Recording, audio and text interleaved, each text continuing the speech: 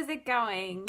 So, super excited. You've probably seen I'm on the leaderboards again. Woo! Really excited. You don't even know. So what is the secret sauce of marketing? Why is it that some people seem to get people coming towards them and things seem to come easy, but then others, you feel like you're just drowning in a sea and no one's commenting, no one's engaging, and you're just so curious. You're like, what? What is the answer? So my name is Brooke Oakes. If you're new on here, welcome. If you're returning, welcome as well. Love to have you here. Just getting a few things set up on my profile. The secret sauce of marketing. Now, you may think, well, network marketing's different than a big business, and small business is different than like a corporation, or, hey Jamie, how are you? Good to see you. So, like, what is the difference? Why is it like when you get on social media that you don't know which way to turn or what to do? I feel like when I'm talking with people, they say they're doing all these things and nothing's happening. And there's probably a reason for that. I've got a couple tips for you to help you out, to get you some more leads, more sales, more people coming towards you, right? So if, you're trying to figure out this whole marketing on Facebook, marketing on social media thing, these may help you, just might. So one of my biggest things, a few of you, if you've known me for a while, you've known I've taken a couple courses with a couple different mentors, and each one taught a different way, each one had their own views, and the big takeaway from all of them together is you need to find what works for you first, because what works for me, what works for someone else may not work for you, right? You have to find what it is that you enjoy doing, first of all. So if you don't enjoy what you're doing, then you're not going to actually put the time in, put the effort in, and you're just going to struggle a little bit. One of the biggest things I always tell people is consistency. The more consistent you are, the better your results, right? It doesn't matter what you're doing, whether it's trying to lose weight, whether it's trying to run farther, maybe you like to run marathons, maybe you want to learn a new language, maybe you're just building an online business, whatever it is, thank you, Jamie. In order to get results, you need to be consistent, because if you try something one day and it doesn't work, that doesn't mean that the thing does not work. Fun fact, first, is that it takes about 30 days to develop a habit. So for it to become easy for you, for it to become natural for you, you need to do it for at least 31 days, because 30 days forms the habit, and then that one day will make it a consistent thing that a rhythm that you get into, so it'll make it much easier for you, right? So when you get that habit going, that'll help you develop your consistency, right? Then, as you're developing your consistency, you can see if something actually works. So if you do something for 30 days and you're not seeing the results you want, what can you do differently? You will see a lot of people stick with the same thing over and over and over. And if you're doing the same thing every day and it's not getting results, it's time to look at, what can I do differently? Maybe it has to do with the words you're using. Maybe it has to do with the way you're presenting it, your mannerisms, the energy you give off, right? So if you're not super energetic and you just seem like you're putting people down and you're not excited about what you're doing, people are not going to be excited as well, right? So get that energy in there and start experimenting. Look at different books, look at maybe different blog articles. Yes, insanity, definitely. What is it that you could do that you haven't tried? So maybe if it's wording differently, marketing, a big thing about it is, who are you marketing to? Are you marketing to yourself? Are you marketing to a whole different bunch of types of people.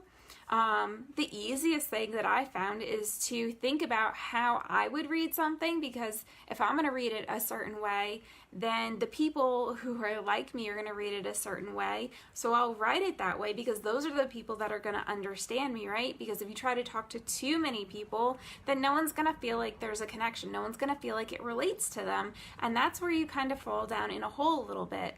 And so I was experimenting with some different things and different strategies that I actually haven't tried in a very long time. I've been online for about 2 years now, but I've been in network marketing since like 2012.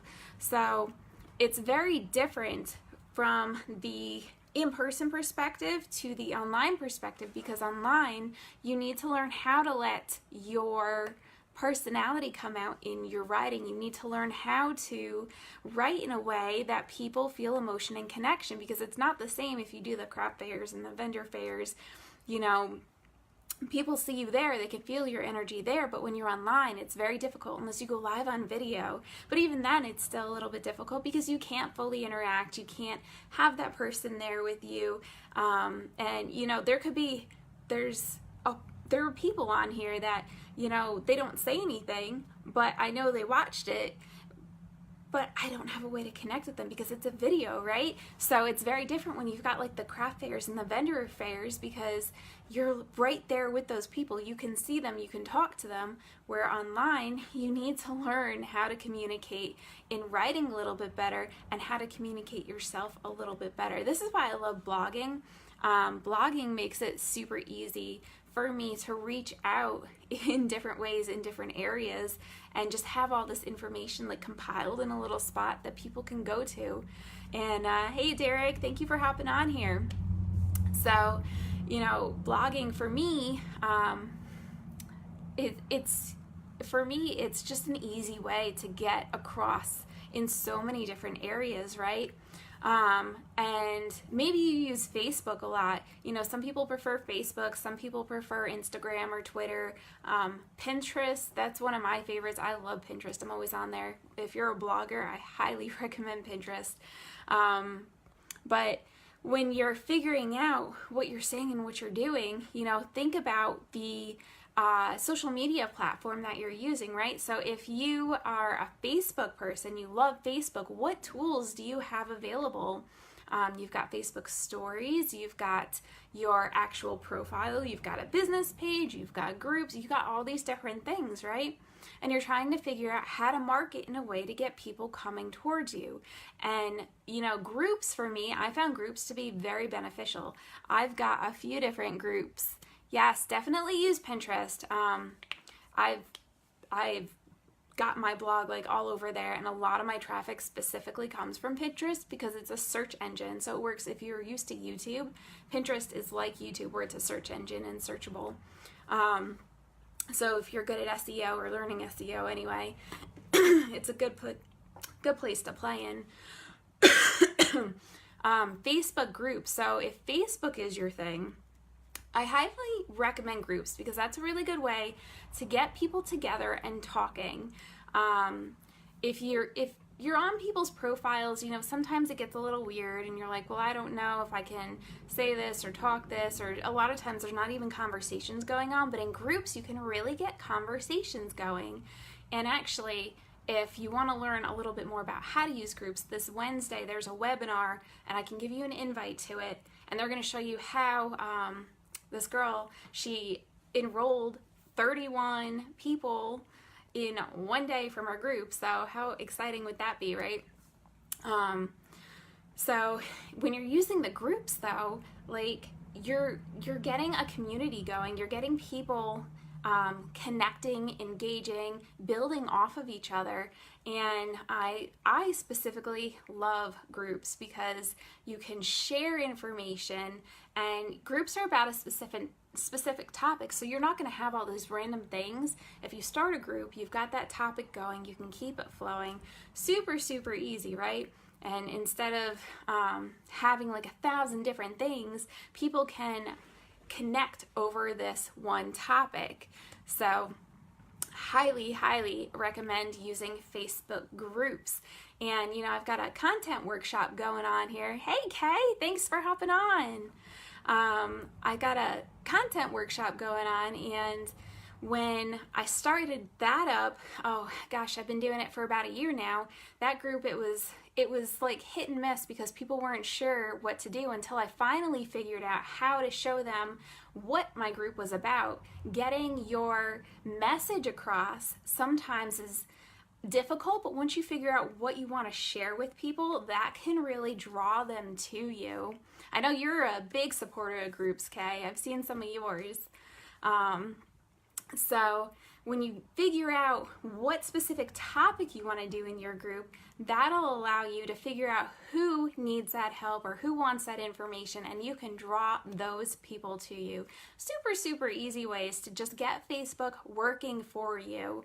And it's not like it costs money. I mean, your stories, you can post in your stories all day long, pop up all day long. Your groups, you can go in there, post in there, get people to connect. And your Facebook page, if you're not really into like advertising, Facebook pages aren't gonna give you as many things to use, but it's nice to have a Facebook page because it's another way to get yourself seen and get people coming towards you, right? So just a few tips to help you out. If this helps you, great, awesome. I am so happy. Feel free to share out. Sharing is caring.